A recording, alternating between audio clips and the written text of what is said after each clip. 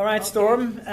Thanks for sharing your film and for being here for the Q&A. You were supposed to come to Amsterdam, but you now have the premiere of your new film, Sprinter, coming up soon. You've been to Amsterdam in 2013 to show the film at World Cinema Amsterdam. And I thought you enjoyed Amsterdam, so I think it's you're quite sorry that you cannot be here in Amsterdam, but the premiere in Miami is quite something as well. But yeah, 7 years kind of after the making of Better Must Come, it's still being shown, this time in a more academic setting. And before opening the floor to others, maybe some brief general questions like how you came up with the idea of making this film and how the project materialized. Sure. So, I've always been interested in history, in geopolitics, even in the Cold War. You know, both from like a storyteller standpoint and the kind of intrigue, and I've just always been interested in geopolitics and that type of thing. Like even spy movies, just to go from a pure entertainment standpoint. I've always been interested in the politics that kind of shapes countries and those real life stakes and real life, you know, how things are moved and pushed due to politics. I was not very aware of what really happened in Jamaica during the Cold War. You know, when you look at what happened in the Cold War in the Caribbean in particular and in this part of the world. You know, you'll hear more about the face-off with Cuba, or later on, you know, invasion of Grenada, or in South America with Chile, or you know what I mean. There's, you know, in DR, there's all these things that you hear about that are more well documented as like locations and times during the Cold War, places that were affected. But Jamaica is not really listed in that. You know, like you don't hear about Jamaica when you hear about Chile. Even though they were very much lined up as a part of the larger mission. And basically, as I didn't know much about it, and I had to kind of stumble upon the Cold War in Jamaica and what really happened here. I didn't really know what the Green Bay Massacre was. My only knowledge of it was this dub record called Green Bay Killing. It's a pretty famous dub track that is speaking about those killings, and I didn't even know what he was referring to, but it's just something I would have heard as a kid and just throughout my life playing in the background, moving on the speakers here or there. But then when I actually started read a few different books, then I went onto the Gleaner archives and I started to search keywords about that era, about you know, whether it was the Green Bay or the state of emergency in 1976. And all these different things, and I would read those articles and kind of came to the knowledge of a better understanding of what happened from various angles. There's a book called Born for Dead as well, which I believe is banned in Jamaica at the moment because of how it portrays certain folks. But that was also an interesting like starting point for me to then go and do like more solid research. And I just felt, man, this period in Jamaican history, post-colonial history, etc., has probably had the most lasting effect on the nation, you know, us as a people. Not only because like our still our most powerful kind of creative input, or the moment Jamaica became known as this creative powerhouse, those voices and those artists emerged in that same time, and much of what they sang about and spoke about was in reaction to the seriousness of the times and the tribal warfare of the time.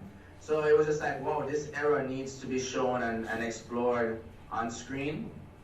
And that was really what drove me to create a story. And I wanted to create a story that was as close to reality as possible, but we created somewhat fictionalized characters and wove them through a real history.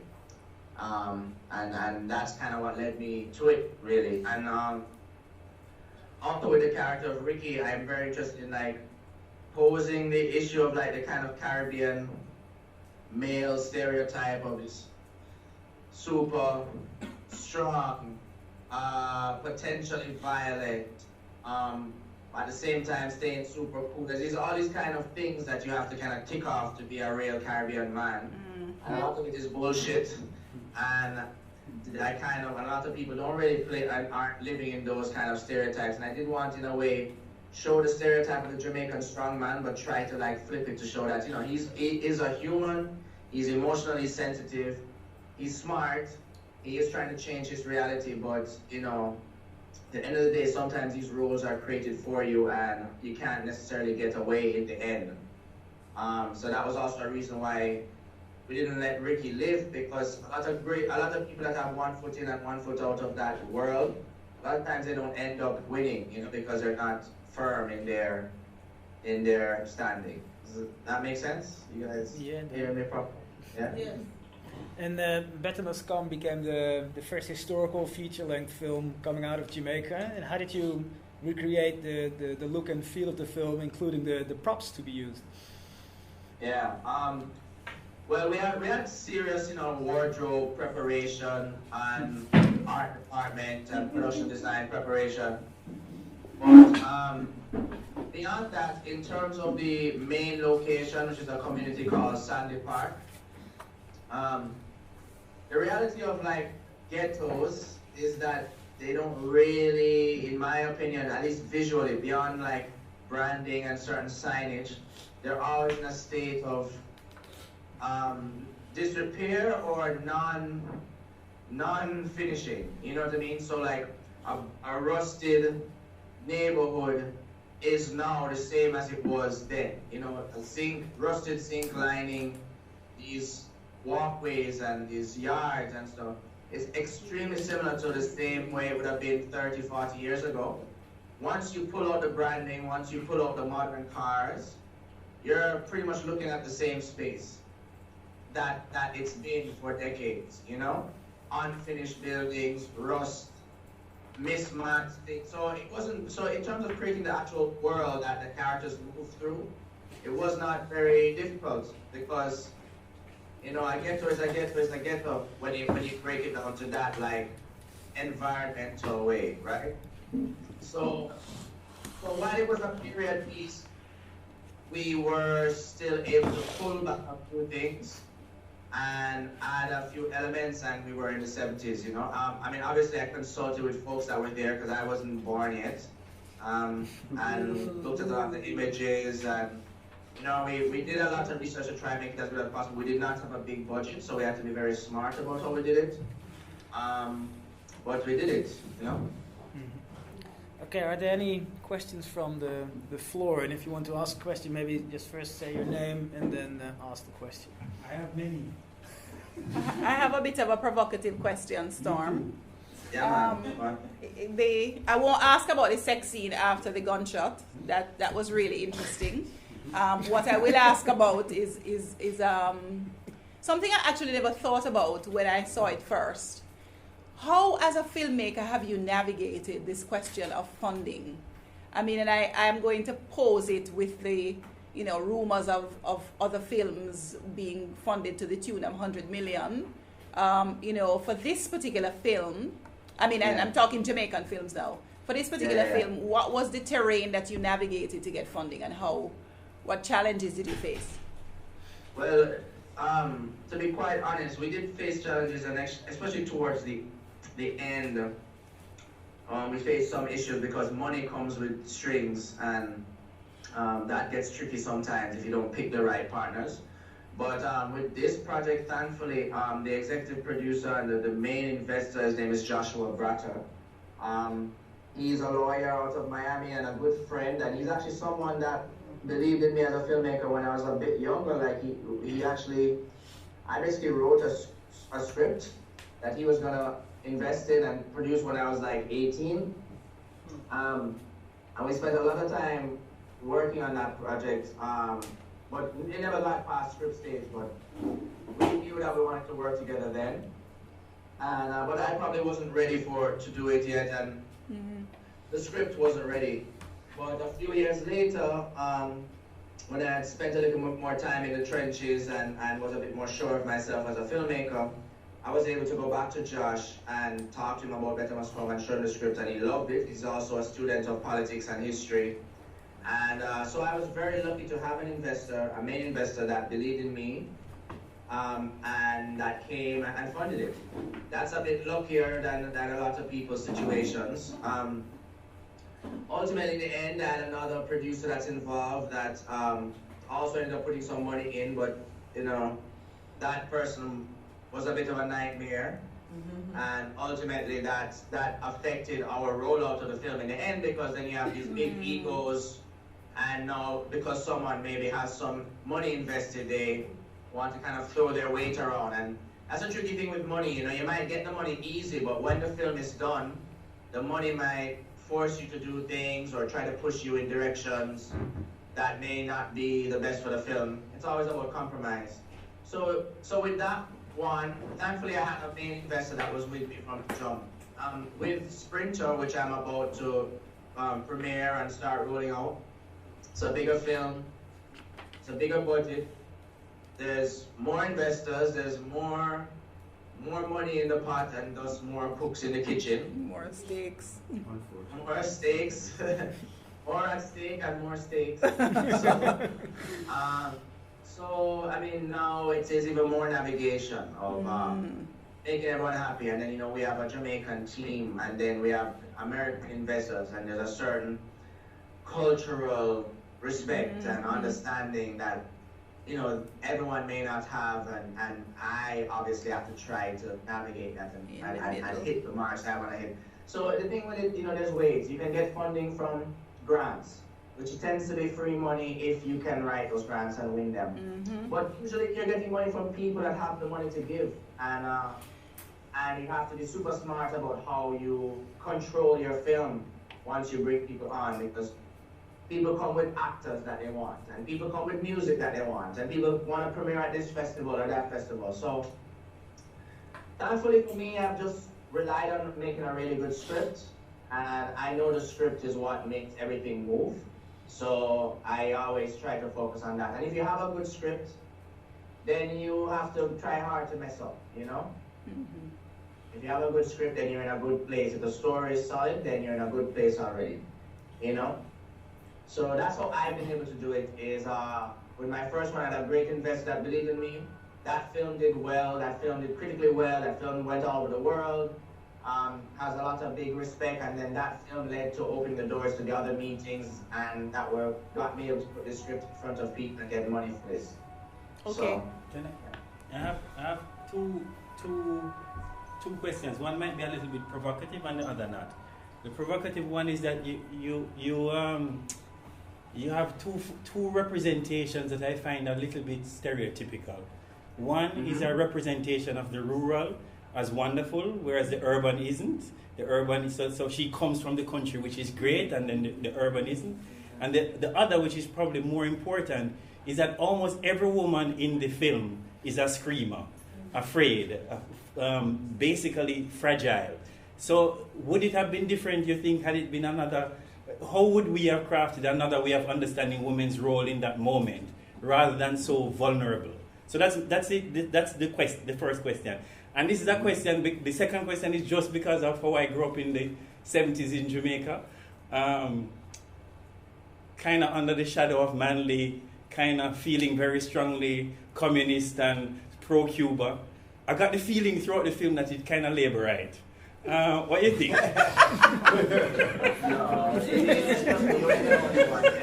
I've had PNP people say it's labor, and I've had labor and people say it's PNP. PNP. Okay. All right. That means you did it well. Balance.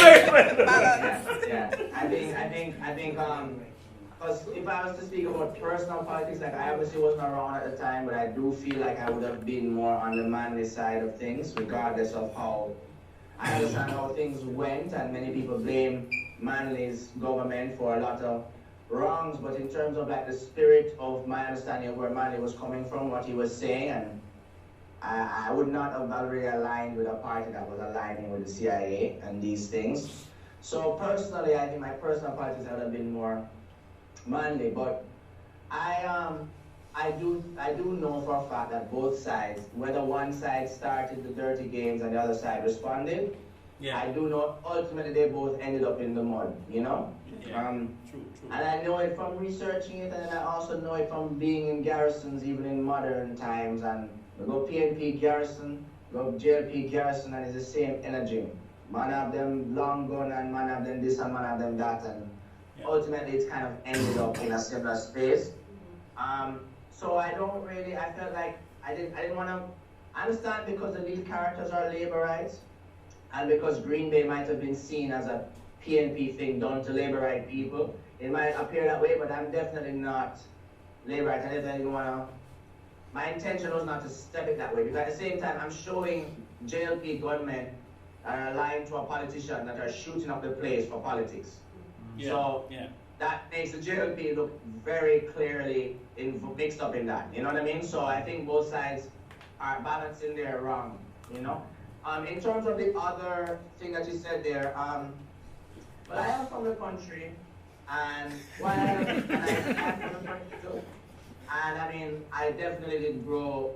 I think the country, I think, I'm not saying Jamaican countryside have their issues from forever since, and kind of the issues that are across the nation, but I did find that the country was more like a peaceful, it was more of a paradise life. And I definitely felt when I did go more into the city, even as a high schooler and so, the levels of, I did see different levels. Like I used to go to Manning's High School, which is in South Lamar, Savannah Lamar, and that was it's a great high school, but it was in a rough little town, you know what I mean? Like all the little gang things, they were all happening in that little town, and so I was privy to that and knew it happened, but my experience was definitely that the country into the city was a bit of a switch. But it may not be out here or there, and if you look into the situation right now, my parish, Westmoreland, have like the highest murder rate in the country right now, or one of them, right? So things have changed, and lots of the bad energy and the bad people, the people doing bad, have circulated throughout the country. So it's a bit more even now, if you want to say it like that. But in terms of the characters of the women, I understand what you're saying. I mean, as a filmmaker, I am always trying to speak with women's voices better and more, and learn how to write better for them and so on. But however, I do see the character of Kamala as actually being not afraid. She doesn't fear the political boundaries. She doesn't mind crossing boundaries to visit her friend in the other neighborhood. She doesn't really show fear or a certain respect to like the gunmen that are keeping the passage. I mean, when her life is in danger, she may scream. You know, when she's angry, she might scream and attack. But if you really think about it, even in the first time that Ricky meets her and they're walking back to the borderline, and he says, "I can't go any further," and she's just like, you know, you can see that her thing is like, basically, I see her as someone who doesn't place borders on her movement or on her mind, and she's in a world where everything is separated. And I did want to show that. And there was even a subplot in the film that ended up getting cut where she worked in an uptown household and was like a tutor for an uptown family for a kid. And while that's happening, we have a situation where the uptown father in the household is trying to get with her secretly while she's tutoring his kid. And at a certain point in the story, the uptown family just leaves without a warning. So she shows up to work and nobody's there. And these are all pulled from real stories of things that happen.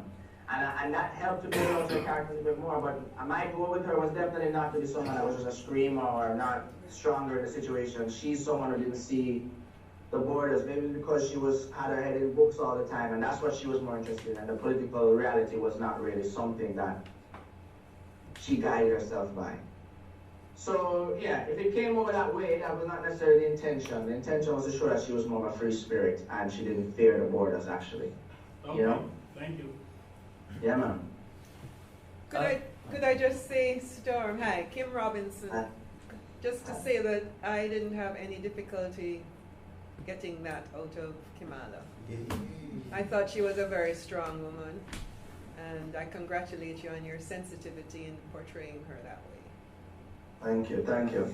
And it's not so easy all the time because we write from our experience and from the voices we understand, and as I move forward writing, it's always tricky, and especially when your lead character is a man, there's only so much screen time, you know, like you kind of, unless you decide to make one of your other characters another, you know what I mean, like you kind of, sometimes things even get cut that help to make characters more full, you know? And that always happens in the editing process too. So it is something I'm always trying to improve as I continue to write. And try to consult with women and women writers and collaborate with women writers because, you know, I understand the power of the voice, and, you know, I want my voice as a filmmaker to be as broad and all-encompassing as possible, you know? Okay. All right, Storm. Sorry. You want to go? Well, just because my hand is up. Oh, you got it. I didn't right? So. A bit closer. Well, the thing is, can you hear me? I can hear you, yes. Yeah, because then I was beyond him. Yeah, I was also, we've been having a conversation about like reggae and Rastafari this morning. Through, kind of a big conversation, but I did want to just kind of ask you more broadly about, what was the role of Rastafari for you in this film? I mean, I could say what I saw, but I'm curious about like what your take was. Yeah. Yeah. Well, my thoughts on Rastafari as a whole, and kind of, because I grew up in a Rasta household, you know? And I definitely grew up being brought to like Naya Bingley and staying overnight, sleeping in the back of the van, and waking up, and you know, like I remember very vividly in my childhood those scenes of like walking through that space and drumming and the ital food I cook, and it's just like a 2-day marathon. I was like a kid running around, right? But I definitely found, and I found it with my own parents' kind of connection to Rastafari, and them eventually cutting their locks in the early 80s.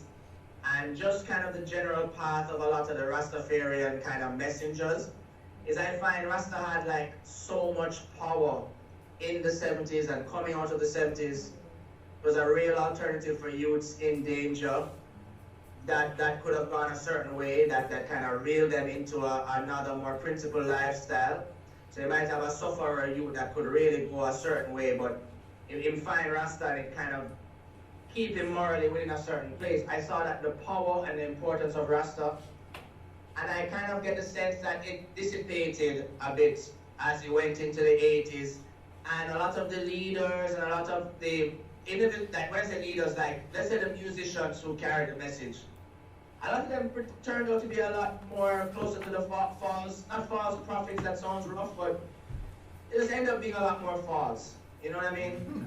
Enough man that's singing the music and promoting a certain lifestyle and, you know, turn cokehead and, you know, beating up them woman and, you know, all kind of something, you know what I mean? Like all this kind of purity and this power of Rasta, right? Whether intentionally or unintentionally, it got a bit watered down and it started to move more towards a style. And my feeling of Rasta now, and of wearing dreadlocks now, I know some great folks that are Rasta, are true to it. I know them from people that are very kind of calm and soulful and almost like in the yoga side of things. So that is very serious, and in the bubble shanty side of things. But then I know a lot of people that have locks and them are the most, I saw demon them, I don't know how to say it. Them just like is enough tricky people in dreadlocks walking around acting like they're Rasta, taking that path, communicating using like a certain way of Rasta communication, but at the end of the day, it's actually a bit of a front. You know what I mean? It's actually a bit of a front. And I feel like back then you couldn't take the leap to become Rasta and then be using that as a front to get passage and to get access to certain things. But I find now that's a big thing. So in the story, I wanted to show, and even with the death of the teacher, Ras David, I was trying to show the death of like the pure Rastafarianism and the kind of Rastafari that could have saved communities and saved souls, and that's what that represented. Like the killing of the teacher represented, like, you know, the killing of that pure spirit there. And and I did see Rasta as a refuge. Maybe that is, you could see that Ricky might be leaning a little bit in that direction, and that might have been the only thing that would have pulled Ricky. Because you can tell that he knows that the game he's playing in, that he's firmly rooted in, is set up against him. I mean, I believe his story even starts with that understanding, the way how he moves, the way how you can see he's drifting away from his gang, you can see he's at loggerheads with Flames, who is the staunch gang in the gang, the hardcore guy. You can see he's kind of drifting. Because he's an ideological fighter that is losing his ideology. And I feel like Rasta is the one thing that can maybe pull him and it gets him that close. You know? So that journey up into the Nayabing is like, it's not a journey to heaven, but it's a journey to a spiritual height. And he has to make a choice, and I wanted it to feel like he almost got away, you know? He almost got away, but he couldn't. The most he could do is send his youth and send his partner, send his woman with his youth and get them out, because him is a leader and you can't run when the war comes to you. Because that's the reality. You know, if you're put in a position to defend the community, you cannot run when the war comes. But so I see Rasta as a potential salvation for him, one that maybe he wasn't able to fully get into. And that's what that scene kind of showed. And that's what Rasta felt like for me. Like a real salvation, especially within this time, but one that lost his potency and his cohesiveness, I think, post-1980 moving forward. And I mean, no, look at, you know, you see dreadlocks is a hairstyle now. You know what I mean? Dreadlocks is a hairstyle. There's no, you go Burger King and you see what you call dreadlocks and the like. Like, there's a video, I just saw a viral video in Jamaica of a Rasta man licking down the side of a KFC drive-through window. Yes, come on, lick the windows and make my woman want chicken. Like a bubble with him here, wrap up, and I'm saying, see, you know? So, yes. In a roundabout way, that's kind of how my views on Rasta then now and how I try to put it in the story. You know what I mean? Or at least hint at it. So, yeah. Sorry, that makes sense, yeah. Yeah, just quickly on that, the scene where he goes up to the bingy reminds me of the scene in Rockers where Horsemouth goes up to visit Higher after he gets beat up by those yes. But yeah, so it's, that kind of retreat kind of moment. But I wanted to ask you, so what's interesting is that you actually you mix together, I think, very interestingly, some symbols and some markers of the two marquee elections in the 1970s, which is the 72 election, 72, 71, 70... 76, right? Because what's interesting is that you have the kind of the political bloodbath of the 78, 76, but the massacre was in 78. But you have... Yeah, the Green Bay massacre was in 78, right? Yeah. But what's interesting though is that, so the rhetoric of Michael Manley is that of the early 70s Michael Manley, right? Because by the late 70s, Michael Manley has already in fact signed the first IMF agreement. Yeah. You have on stage with him a Ross in the back who, to my mind, is holding the rod of correction. So which is again is from the Joshua's rod of, they call it rod of correction. Yeah, Joshua's from Ethiopia. So that's where it came from? Yes. Yeah. So it's interesting. I mean, so while that might have been, I'm not sure, you know, you might want to say more about if you were borrowing from different elections or from news clips or from whatnot. I mean, what you've done is in fact, by this, you know, borrowing from across the decade or from these various elections, you've created a kind of affect of the 1970s from a political standpoint. So I just wanted you to say something more about what the 1970s political moment felt like for you, or what your imaginary of the 1970s political moment is for you. Because in borrowing across several elections, you've actually, in fact, created something like that. Yes, there's definitely a bit of a compressing of time, to not just, it's not like we're saying, okay, this scene and then this scene and then that scene. It's like that opening scene with the campaign, with the, the rally, and it getting shot up, which that had happened with Manley too, where I think one of the booking marshal, one of the PNP strongmen had to like jump and cover him, and there was a thing where one of his rallies was shot up. So I definitely am taking moments that may not have all happened at the same time, but happened at certain times and were certain signifiers, and kind of compressing moments to kind of say, okay, so this is the world we're in. It's exciting politics. It's not somewhat nationalistic talk. It's uplifting talk.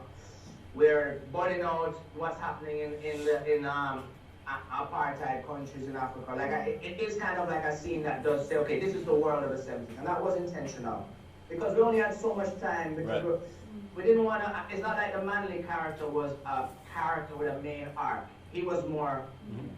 That was more setting the stage, you know. But for me, what the 70s represented, when I think of where the country would have been coming out of the 60s economically and like otherwise in terms of the old order being very much in place, class-wise, etc.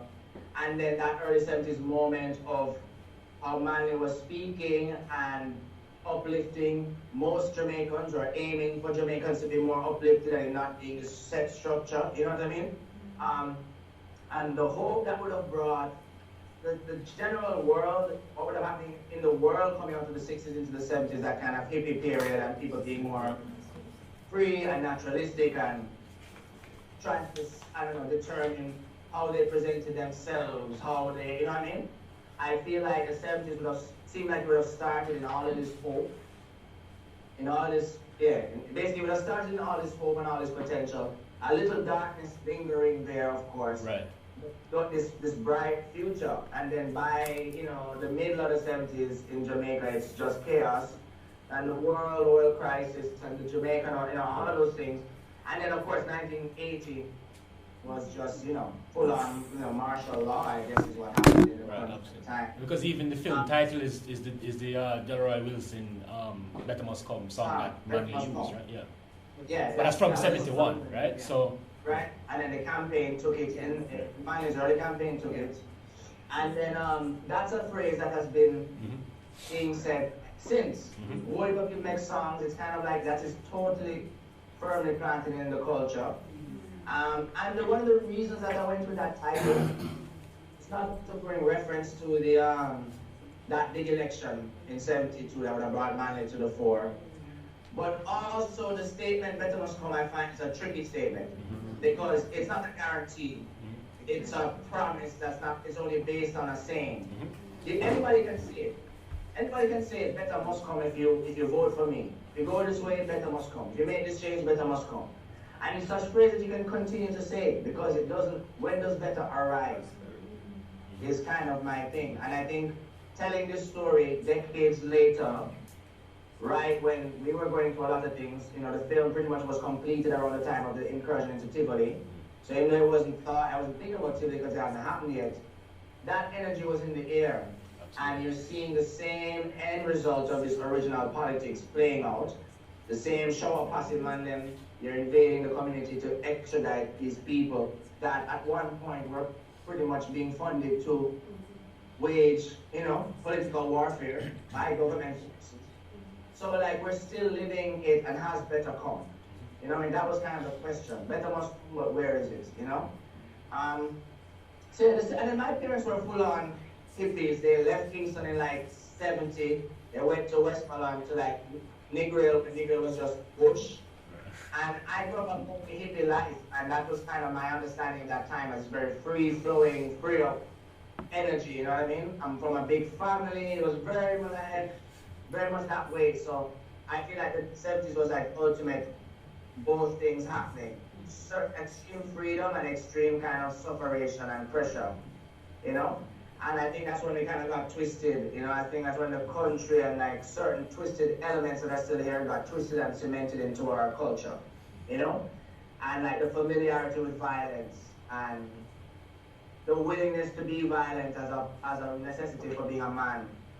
And also not only that, the attraction of that even to women, you know what I mean? Like, I'm sure there were rude boys and stuff from the 60s, 70s, but after the 70s, it wasn't rude boys, it was like, you're a killer now, you know what I mean? It's a different level. I think it hardened and changed everyone that time, Yeah, thank you. I had a small question about an element in your film, which is water. I noticed that for example, Ricky not having water for his son, or Kimala not wanting to swim with him in the water, and in the end also him dying in the water. I was wondering, I read water as some sort of metaphor for caring, and caring for people, caring from the community, contrasting with the fire, because there was also an emphasis on fire in the name Flames or the name Fire as a person, but also throwing with Molotov cocktails and burning down houses. So I was wondering if you could elaborate a little bit more about the element of water and how it, how you felt that in the film, and what narrative did that speak? Yeah.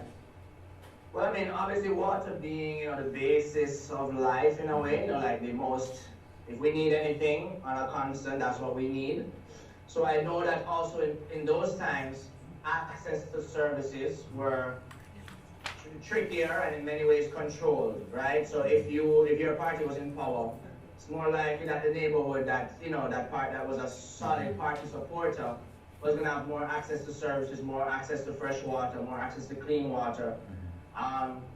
They speak about that, like even when Flames when the politician is trying to pay him and he throws back the money and says, something about like we can't even get water in our place, you know what I mean? Like, so access to water is a basic need, because I mean it wasn't just water, it's access to housing, access to jobs, access to many things. But if you were to break it down to the most important need, it would be water. So I kind of had that as a baseline of when Ricky comes out of his house and he turns on his pipe, he just, the last thing you saw him, he was shooting up a rally with the Prime Minister. He's doing some very risky, death, like intense work. He's shooting people, maybe killing people, putting his life on the line. He's doing all this for some politician. And when he steps out of his house, he can't even turn on the pipe and there's fresh water. You know what I mean? How scarce those resources are being held. Also, I remember reading a story about the water shortage being so bad that there were some people that were boiling seawater to try to get some of the salt. And to use that water in certain ways, maybe to cook, maybe to do stuff. I remember reading articles about that and I was like, shit, this is wild, you know what I mean? Like, so I kind of wanted to work that in. And then yes, Ricky swimming through water, and also like Kamala thinking the water is dirty and that maybe being the only water. Ricky's probably been jumping and swimming in that water off of that harbor since he was a little boy, without even thinking about how dirty or clean it might be. And then she comes to a certain viewpoint. Like, I'm from the country, I swim in rivers, like, this is some dirty harbor water, you know what I mean? But it even further pushes, like, this is also the water that you might be relying on when your pipe is not working, you know what I mean? This might be where you're coming to, you know what I mean? So as a basic element of life, water is what's being held, and it's the most valuable thing that's being held or distributed based on how loyal you are. And then there's definitely a rebirth, him being underwater at the end, and him swimming, and you seeing his locks flowing, and that's the first time you see his locks, and you're probably like, hold on, what happened? Is there locks? Is he gonna pop up out of a river in the country and he escaped, and now he's a Rastaman in the country? Or is he reborn into his true spirit form at that point in time? And finally he can swim freely, finally he can be free. But then of course you see that is his spirit probably escaping and he's back there on the beach dead, So there definitely was an intentional play on water as an extremely scarce commodity that was given or not given to loyal supporters. And then fire being the opposite, and fire being not only Molotov cocktails burning down houses, but also even at the Nyabingi, there's this fire at the center of it, and that fire to me kind of is a purifying of the soul fire, you know what I mean? Yeah. So if you see how that scene is cut, and we kind of have this zoom into him in reflection of the flames, and then the last thing we see is a superimposition of him in that fire. And I'm trying to represent like a burning, almost like a rebirth, like a burning of the old self and a new him. You know what I mean? So both have kind of life-giving properties in a way. You know what I mean? Fire for me was just bad. It was also like burning and rising, so to speak. Thank you. So, yeah, man, that, and then, I mean, there's another thing that I put lots of markers in there that some people notice is the animals, you know? And in subtle ways, you know, like I try to, I don't understand it just happened, you know, to be honest.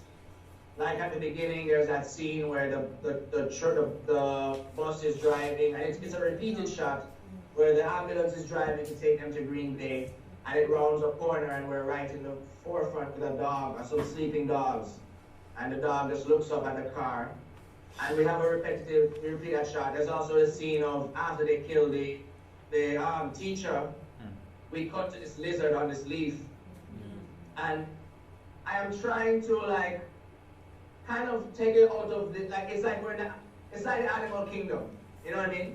There's prey, there's predators, there's people that they're just trying to get where they're trying to get to. If you take away all the human rules, it is a little bit like an animal kingdom in there. There are people living there, there's predators, there's prey, there's people hiding, there's people attacking, and I always want to try to, even if it's just visually, just kind of bring us, like, show the animals and kind of just show that we're, it's not a thing of humans or animals, that's not what I'm saying. It's just that we're also participating in this ecosystem in the same way that the animals are without thinking about it. You know what I mean? We're kind of just living, dying, you know, attacking, you know, exactly. So. We have time for one final question. No, I was just looking to see if someone Just hi, Pat Nocto. Hi, I just wanted to ask you what work you think the film will do out in the world now. I mean, who do you want it to speak to? What do you want it to achieve? Or you know, socially, I suppose, or socioculturally. Do you have an aim for it in terms of what it will achieve in the world now?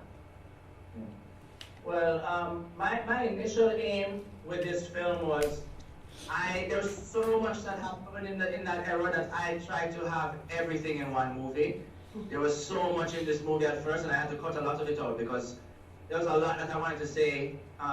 It's like I wanted to make a movie that said everything about the 70s, and I realized that wasn't possible, and it wasn't possible to make a good movie that did that effectively. So in one sense, I want this to be like, if this is just opening the door a little crack for you now to go in and search for more.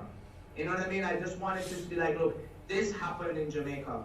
Like, you know, people see, like, I find it now working in music industry as well. Always there's these musicians, these rappers, people come to Jamaica to shoot like a hardcore video, you know what I mean? To show that you're edgy. Because I'm rolling with the Jamaican gangsters. And then, there's this element of, am I breaking up? Yeah, you're back, you're back. And so there's this element of Jamaica is where you go to get cool points and cool cred and to get some edginess, you know what I mean?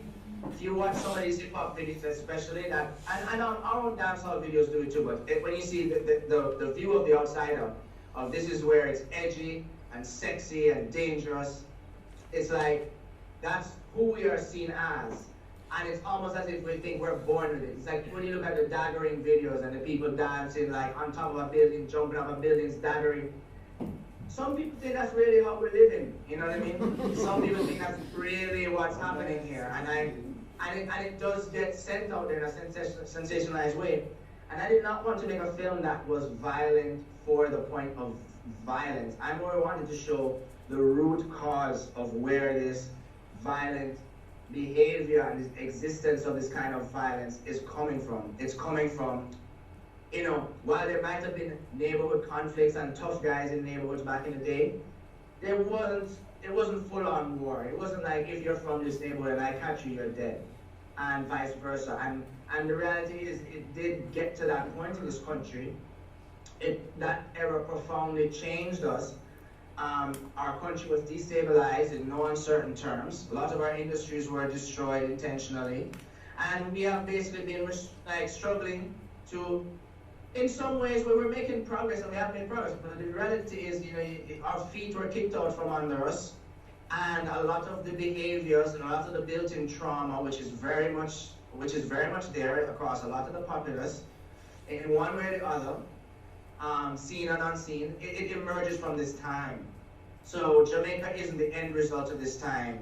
In fact, I wanted to show this is where it's coming from. I wanted to also have evidence of it happening, because we are not taught that it happened in school. It's the type of thing you hear about in your community from elders.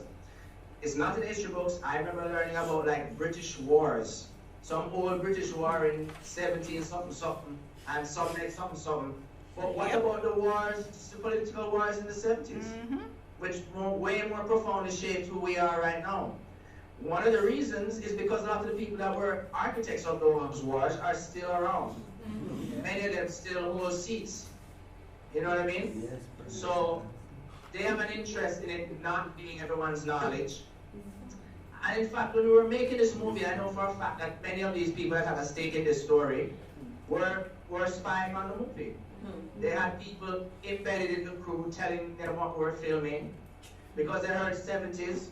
So the man come and say, oh, is this about Edward Seaga? Edward Seaga name don't call, But I have man showing up on my set, calling up his name, asking questions, right? I have all kinds of things like that was happening, because these people are around still, and they want their legacy to be what they want it to be, as opposed to what really is.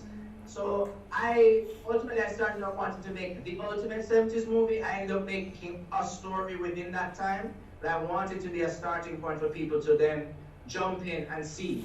And since then, look, even Marlon James's A Brief History of 7 Killings, right? That novel is playing in that same world. It's the same 1970s, the guys who tried to kill Bob Marley, who were funded by CIA guys. He was, like all these people, it's coming from the same era. It's clearly something that we need to kind of excavate and study in order to better understand where we are and where we're going. So I think it's a gateway into a larger world. And yeah, that's one of the main reasons.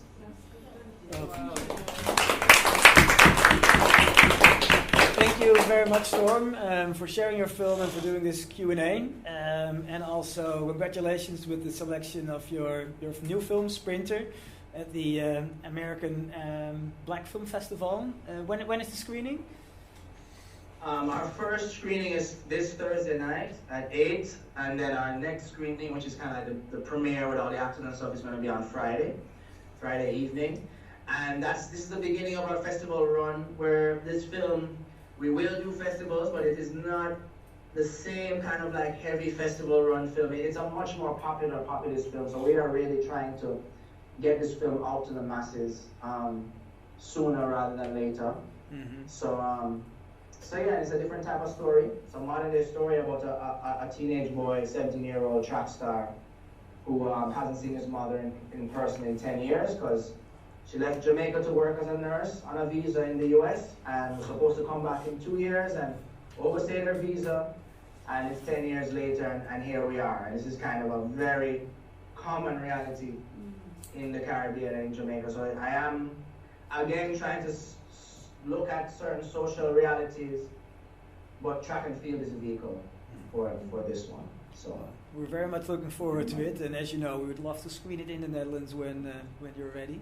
But yeah, good luck with the festival, and thanks again for being here with us. Sorry you couldn't call very much. I wish I was there, but next time, yeah, maybe I can get there with this film. Yeah. Bless you. All right, blessings. All right. Meet everybody. Thank